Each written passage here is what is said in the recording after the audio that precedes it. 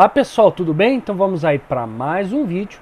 E hoje, eu vou iniciar uma série de vídeos que eu vou fazer aqui no canal, tá? São vídeos bem interessantes para o pessoal que gosta principalmente da área de matemática, né? Mas não só matemática, de outras áreas também, né? Para você fazer uma formatação de texto, o LaTeX é um ótimo programa, tá? Porque você pode, uma ótima ferramenta, né? Na verdade não chega a ser exatamente um programa, mas é uma ótima ferramenta que você pode utilizar para melhorar a formatação dos seus textos, tá?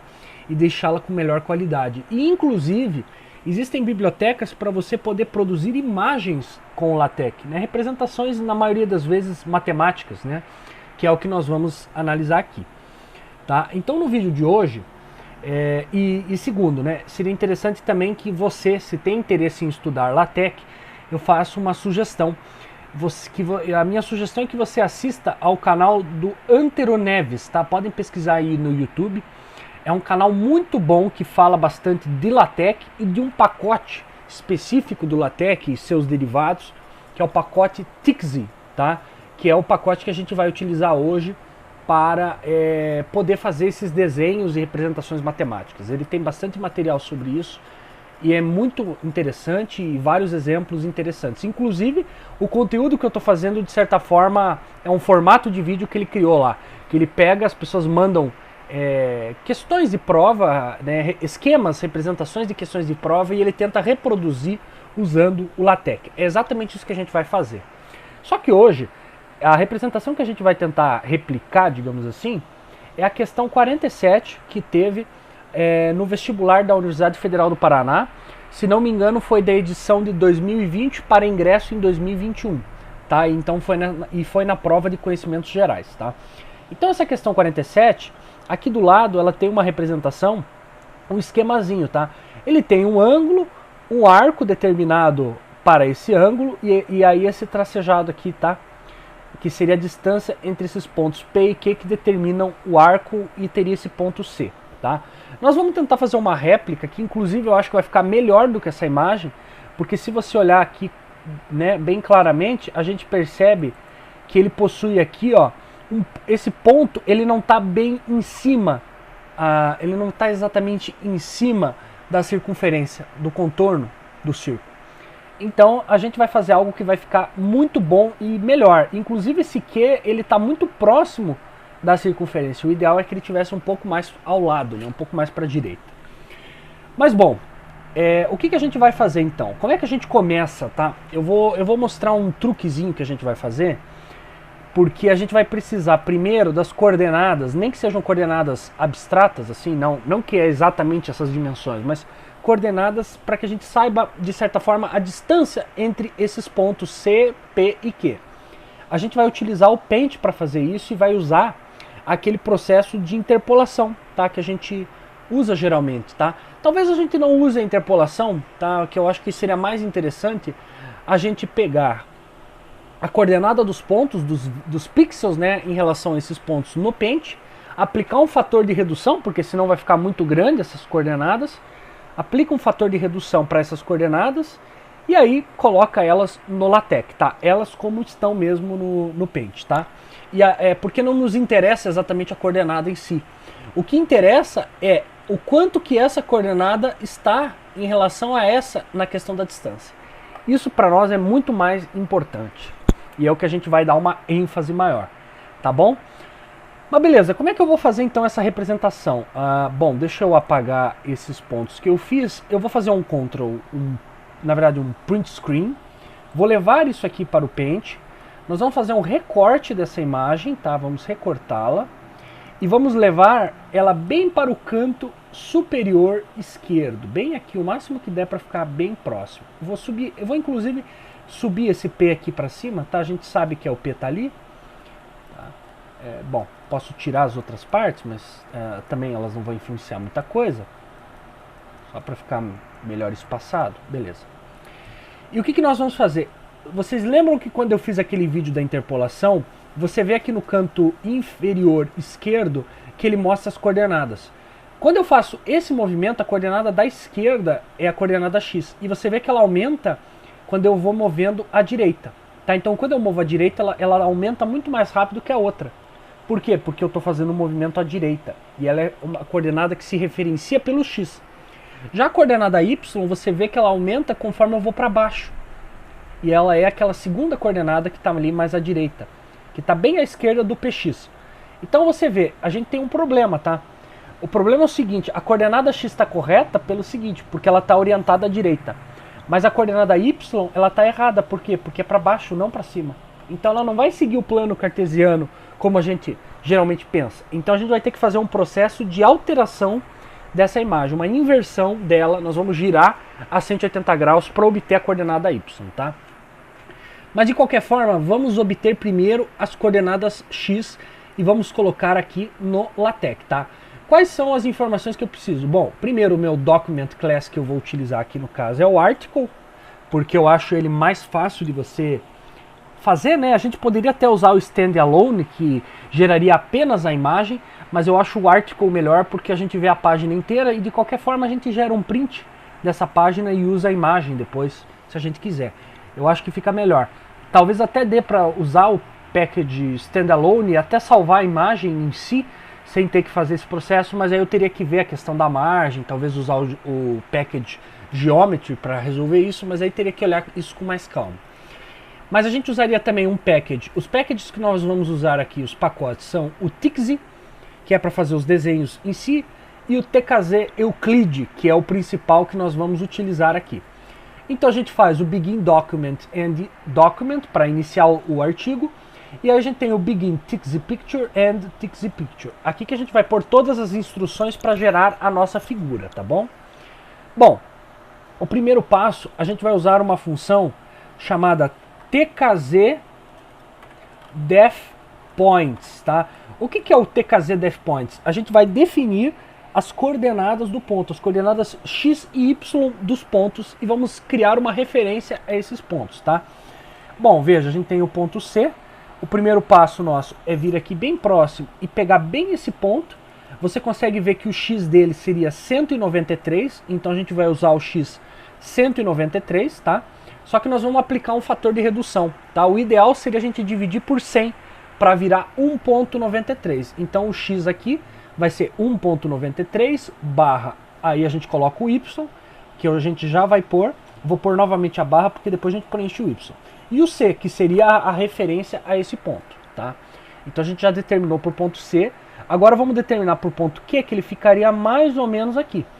Você vê ali que é 384x, então a gente vai usar 3.84 barra, a gente vai ver ainda o y, só que aí esse é o ponto Q, tá?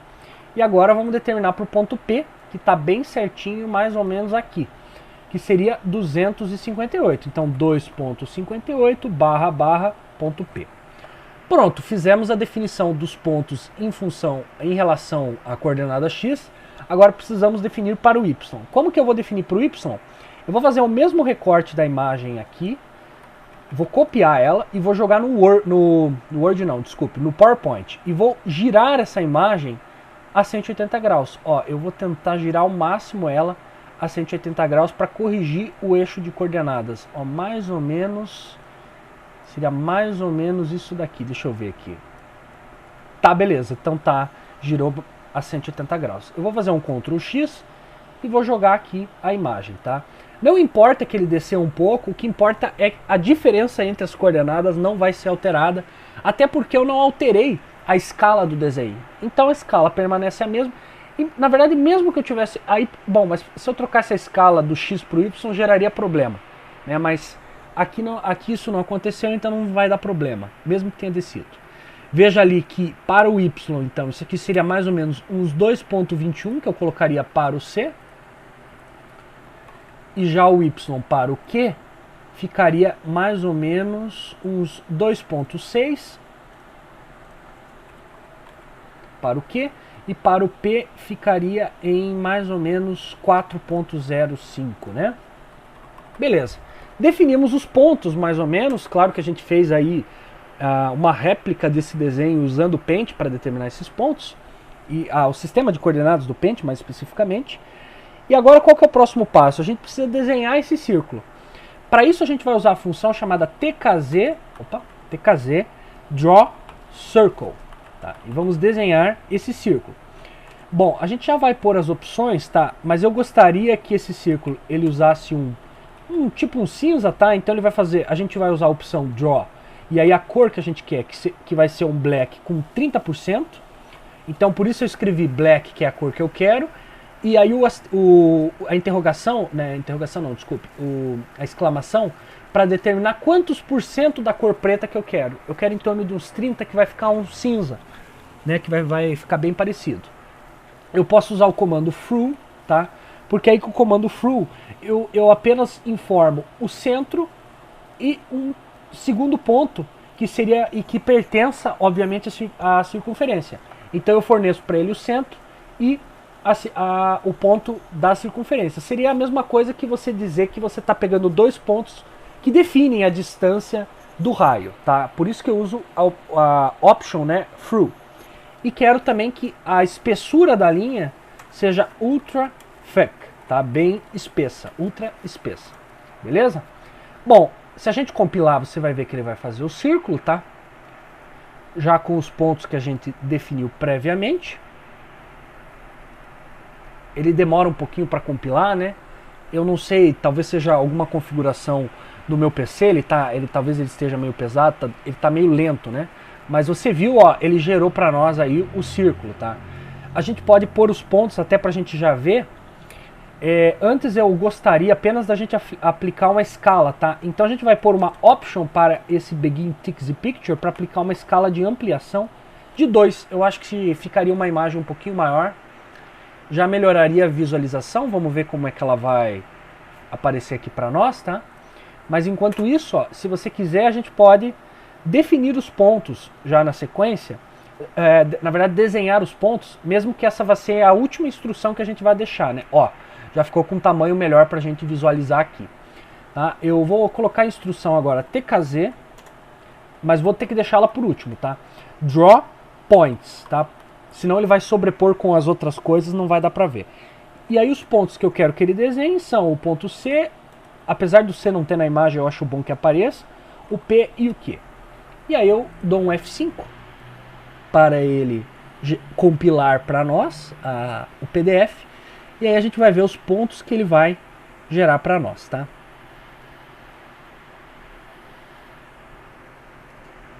Bom, enquanto isso, o que mais nós podemos... Ó, ele gerou os pontos aqui para nós, tá? Os pontos C, se não me engano esse é o Q, né? C, Q e P. Bom, a gente vai deixar essa instrução por último e a gente vai pondo aqui as instruções aqui. Bom, o próximo comando que nós vamos usar agora é o comando para desenhar os segmentos que a gente vai ter. A gente vai ter um segmento que vai daqui até aqui, do C até o Q, e um que vai do C até o P. Então a gente usa a função tkz draw segments, que é para desenhar esses segmentos. O ideal é que esses segmentos eles sejam thick, tá? Eles vão ser um pouco menos espessos do que a circunferência, mas mesmo assim é para ser de certa forma espesso, tá? Para que fique melhor de ver. E eu vou querer que ele faça os segmentos C até o P, C,P, vou dar um espaço, e eu quero que ele faça o C,Q. E também eu quero que ele faça esse segmento daqui, que vai do P até o Q, só que eu quero que ele seja tracejado, né? Eu quero que ele seja dessa forma. Então eu vou usar o tkz draw segments, tá? A mesma função, porém eu vou querer que ela seja dashed, ou seja, tracejada, e thick, tá? Também quero que seja espesso. E aí o ponto vai ser o ponto PQ, tá? Vai do P até o Q. Vamos compilar para ver se ele vai fazer da maneira correta a nossa imagem. E já na sequência a gente vai pôr os labels, tá? Referentes, né? Então as indicações do nome dos pontos que a gente está utilizando. Tá? Vamos ver aqui, ele está compilando. Enquanto isso, nós vamos definir os label points. Ó, pronto, ele já compilou. E você consegue ver que ele fez aqui os dois segmentos de reta e o segmento tracejado, tá?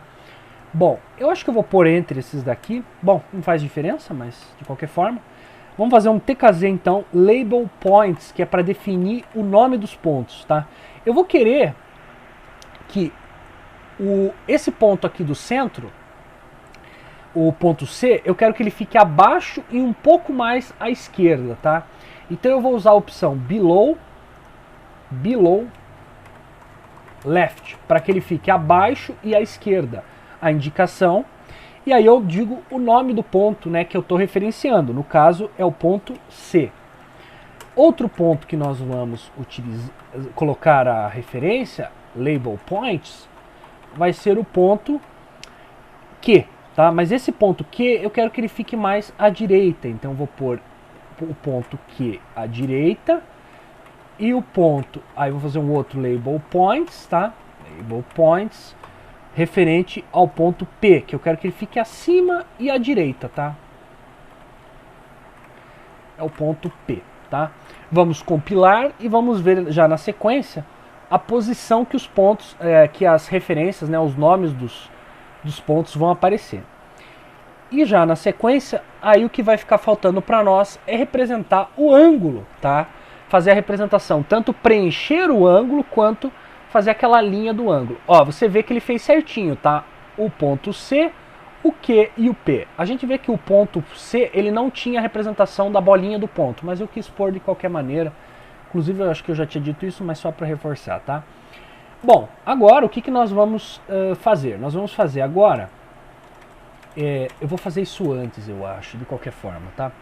Eu vou chamar o TKZ Mark Angle, tá? Para marcar o ângulo. Só que antes, eu acho melhor também que a gente faça, antes disso, o TKZ Fill Angle, para ele preencher, e depois a gente põe a instrução para ele marcar aquele ângulo, né, corretamente. Tá? O TKZ Fill Angle, eu vou querer que o preenchimento dele seja, então, a option Fill Black, tá? Só que agora eu vou querer um black um pouco mais escuro, talvez, do que o outro que a gente fez. Bom, mas pode ser igual também, né?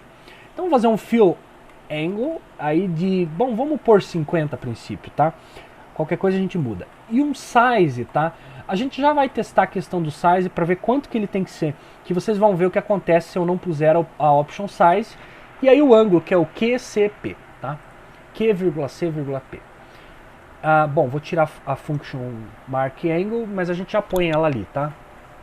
Vou compilar e você vai ver o que vai acontecer, porque esse ângulo vai ficar muito grande. Então a gente vai precisar de uma option chamada Size, que vai reduzir o tamanho do arco que vai definir esse ângulo, certo? Você vai ver que ele deve ficar mais ou menos por aqui, né? Então vai ficar muito grande a marcação. Ó, você viu? Ele chegou praticamente aqui, ó. Só que eu quero que ele seja bem menor. Então a gente vai pôr um size, talvez um 0.3 resolva, tá? Então vamos pôr o 0.3 de size para o fill angle. E você vai ver que ele vai ficar menorzinho, já vai ficar com um tamanho bem melhor, tá? Quando a gente puser esse 0.3. Enquanto isso, eu vou fazer para nós o mark angle, tá? Mark angle, que vai fazer a marcação daquele ângulo. Ó, você viu? Ele já ficou melhor, mas eu acho que ele podia ser um pouquinho maior. Podia pôr um 0,4, um 0,5. Vamos ver o 0,5. Talvez ele fique meio grande, tá? Mas o Mark Angle, enquanto isso, o Mark Angle é o mesmo ângulo, né? O QCP. E eu vou querer que esse QCP, ele tenha thick, tá? Eu quero que ele fique grosso, que nem a linha, tá? Então eu vou usar a mesma opção de thick. Só que aí, opa, parece que deu algum problema na compilação. Doesn't match its definition. TKZ Mark Angle. Acho que ele não... Acho que foi algum problema. Engraçado, hein? TKZ Mark Angle. Por que será que ele deu esse problema? Vamos ver aqui se ele vai repetir na compilação. Pode ser que eu tenha escrito alguma bobagem ali no caminho. Ou será que tem a ver? Vamos ver aqui. Ele compilando. Pronto, acho que agora foi. Eu não sei, eu devo ter escrito alguma bobagem. Você vê que eu pus aqui 0,5. Eu acho que com 0,5 ele fica bom aí pro tamanho, tá? Eu vou manter 0,5 e esse daqui, ó, a marcação ela ficou muito grande. Então eu vou ter que fazer um mark angle novamente. Só que ao invés de usar a opção size, aqui eu acho que a opção correta seria o pos de position, tá? Porque a posição em que... não, desculpe, esse também é size. O único que é position é quando a gente fizer a denominação do ângulo, tá? Esse também vai ser um size 0.5, tá? A option aí do tamanho do ângulo. Vamos inclusive já fazendo a marcação, ó. Eu vou fazer então TKZ label angle. Então colocar a referência ao ângulo, tá? E eu vou querer que ela fique acima, porém um pouco mais à direita, tá? Above right, e aí sim eu uso position. Um position com a mesma dimensão, 0.5, tá? O correto aqui é position e não size, tá? Porque não é exatamente o tamanho de alguma coisa, é mais a posição em que eu vou colocar em relação ao centro. E aí eu coloco a referência ao ângulo, que é a mesma que a gente usou antes, e entre chaves a gente vai pôr o nome que a gente quer dar para esse ângulo. E a gente utiliza, o operador que a gente usa tem outros, tá? Mas o operador de notação matemática, que é a notação matemática quando você tem o texto, tá? Você usa 2 cifrões ali para poder fazer. Então você coloca entre 2 cifrões a notação. E a gente vai usar a função barra alfa com ph, tá? Para fazer a representação do símbolo alfa, beleza? Então você vê, a gente vai usar sempre esse chave, geralmente ele vai denotar um nome, uma notação, alguma coisa que você quer que ele escreva. Entre parênteses, a notação de algum objeto matemático, seja um ponto, uma linha, né, um segmento, alguma coisa assim. E aí, entre colchetes, options, opções de formatação dessa coisa que você está gerando, tá? Então vamos ver como é que ficou. Esse K aqui não era para ter, né? Eu acho que ele não era para ter, tá? Deixa eu tirar ele aqui e vamos corrigir, tá? Beleza. E vamos compilar. E vamos ter o resultado nosso aí, que é para já tá tudo certo, né? Vamos esperar a compilação do nosso LaTeX, tá? Só lembrando aqui, eu estou utilizando o Text Studio, tá? Para você poder utilizar o LaTeX, você tem que baixar o MikTeX. Opa, deu um problema. TKZ Label. Label. Escrevi errado aqui. Label, tá? Beleza. Label. Bom, para você poder utilizar o Text Studio, você tem que baixar uma versão do Text Studio. Só que antes, para você ter acesso às bibliotecas do LaTeX, você tem que baixar o MikTeX, tá? E lá você vai ter que ver a biblioteca, o Tix, se não me engano, acho que já vem. Se não me engano, ela já vem baixada. Esse pacote por padrão já vem. Agora, o TKZ Euclid, você vai ter que pesquisar na lista de packages e baixar, pedir para baixar o TKZ Euclid para poder utilizar. Olha só como o desenho ficou bom, tá? Eu vou pôr aqui para ele abrir em um PDF externo, né? Um leitor externo de PDF. E você vai poder comparar e vai ver que ficou muito bom a representação. Ó, veja, você tem os 3 pontos, tá? Você tem a marcação do ângulo. Foi pintado o ângulo, tá? Os segmentos, o tracejado, aqui bem grosso, que nem lá. Você vê. E você vê que a imagem daqui, ela ficou inclusive com uma qualidade melhor, ó. Se você for comparar, você vê, ó. A qualidade da imagem tá bem melhor. Inclusive, esse ponto tá bem marcado na circunferência, tá? Então, para você fazer representações matemáticas e geométricas, principalmente profissionais, você tem que aprender muito. O ideal, né? Você conhecer o TKZ, o Tix, e estudar bastante também esse TKZ Euclid, tá? Que tem esse nome de certa forma porque muitas dessas representações são comuns nos elementos de Euclid, aí eu imagino que seja por isso que deram esse nome, tá? Bom, então o vídeo era isso, eu agradeço pela atenção de todos e vou lançar agora essa playlist aí no canal e espero que vocês aproveitem, façam um bom proveito dela, tá bom? Então muito obrigado pela atenção de todos e tchau!